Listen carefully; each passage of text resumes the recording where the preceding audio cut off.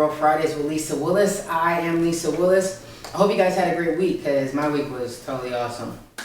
So, I don't know why, but parents and players seem to think it's the best thing ever to post every single thing on social media.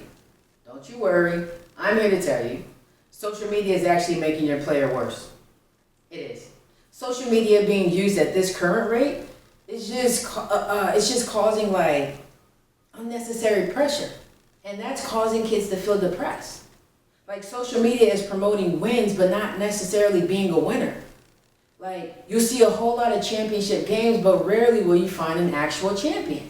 And by champion, I mean like the players who possess all those wonderful attributes that champions possess. Great work ethic, hungry for the game, great attitude, helping their teammates out, all of these things coupled with a great skill set that will lead to a string of victories that will produce a championship.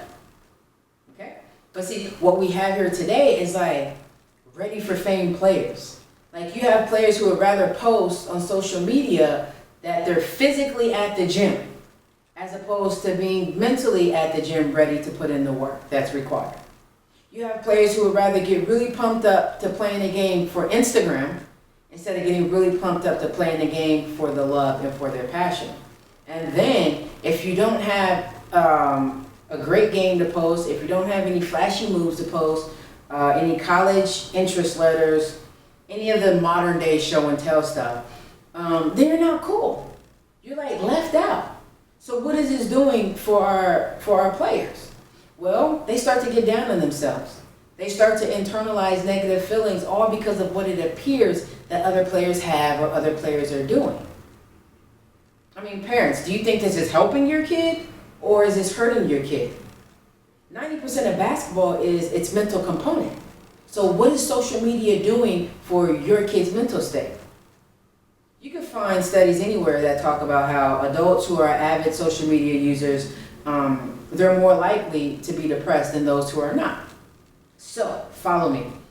If there is a person who has a fully developed mental and emotional state, if they are more likely to become depressed than those who are not, all because of social media, why don't we feel like a 12, 13, 14-year-old kid would not be susceptible to those same pressures?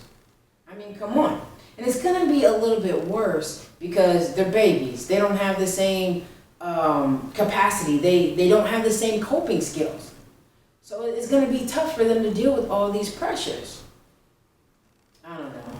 Maybe I'm just tripping. So it's up to you. You can keep letting your kid be on social media all day long, all night long, posting every single thing on social media, and also watching what everybody else is posting. And what I'll do is I'll just treat them like a child actor, keep my fingers crossed, and hope that they grow up to not have all these issues. And that's for real.